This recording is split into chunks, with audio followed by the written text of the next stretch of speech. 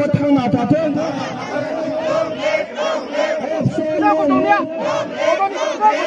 फरायसाफोर थांना थाथों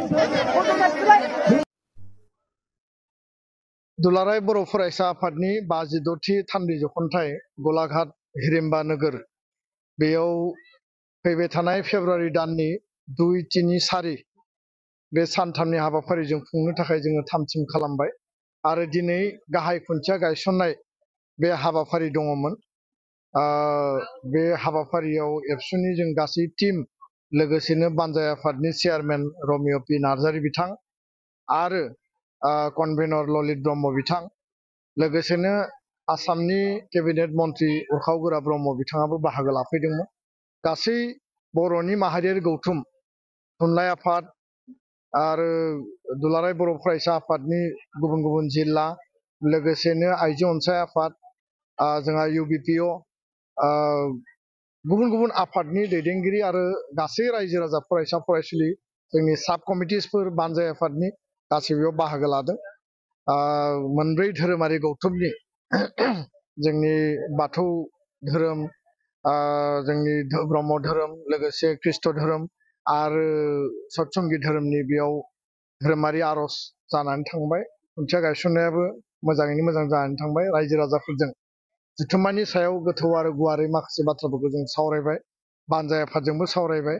मिजिंथियो जानो गोनां बे हाबाफारिया खोब गाजा गोमजायै जाफुंगोन आरो बे मोनसे जारिमिनारि हिस्टरिक आरो सिगनिफिकेन्ट।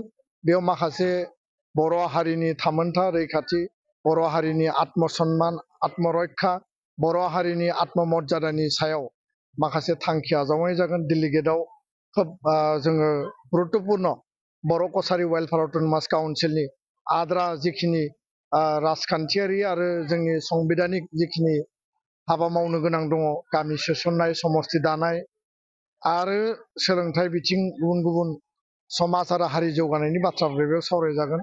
बिटिआर एकर्डनि मोनफ्रोमबो दफा प्र'स एन्ड कन्स बेयाव पर्याल'चना जागोन।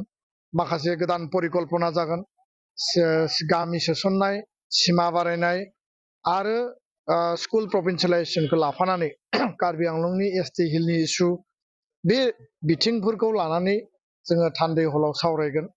आरो बे जुथुम्मायाव गुबैयै माखासे गोदान जोङो थांखि जों आजावगोन आरो बिनि गेजेरजों हारियाव जिखिनि मावनो गोनां आरो दुलाराय बर' फरायसा आफादा हारिनि सार्थनि थाखाय जिखिनि जोङो सावरायनांगौ आरो मावनो गोनां जिखिनि बिथांखिफोरखौ जोङो एडप्ट खालामनांगौ जोङो गोथौ आरो गुवारै सावरायगोन। जोंनि मोनफ्रोमबो हाबाफारि सानथामनि हाबाफारियाव रायजो राजाया जेरैबायदि दिनै मदद होदों बे सानथामनि हाबाफारियाव मदद होगोन आरो जथेस्थ' बेयाव मेन पावार जोंनो नांगोन। रायजो राजाया लोब लोब ओंखारबोदों। माइरं दैरंनिफ्राय लानानै औवानिफ्राय लानानै एसे एनै दान बरंनि जोंनि वेलविजारफ्रा बयबो दिनै बेयाव बाहागो हरदों आरो सम दान खालामदों। लोगोसेनो गुबुन मोनसे बिथिङा जाहैबाय जे सुबुं अनजिमाया गोदो जेरै दङ दिनैबो ओरैनो दङ। दा बेखायनो बयबो बेयाव ओंखारबोनानै बाहागो लायोबा बे जाफुंसार महर मोनगोन। मिजिंथिदों जे डेलिगेटआव डिसकासन खालामनाय कालचारेल एक्सचेन्ज प्रग्राम, सोलोंथाइ, गुन गोनां सोलोंथाइ बेखौ लानानै जोङो माखासे सिरियास सावरायनाय आरो जोंनि इयुथ्स आरो बिथांमोननि जिउ खुंनायनि बा थांना थानायनि बिथिंफोरखौ जोङो गुवारै गोथौयै सावरायगोन। कालचारेल एक्सचेन्ज प्रग्राम जागोन गुबुन गुबुन हारि माहारिनि। अपेन सेसन जागोन। अपेन सेसनाव जोङो सावरायबाय थादों जिहेथु एकर्डनि दफाफोरा आखरे आखरे मावफुंजानांगौ आरो कमिटमेन्टखौ सरकारनिफ्राय डिक्लारेसन होनांगौ बा मोजाङै बिथांमोननि स्टेटमेन्टआ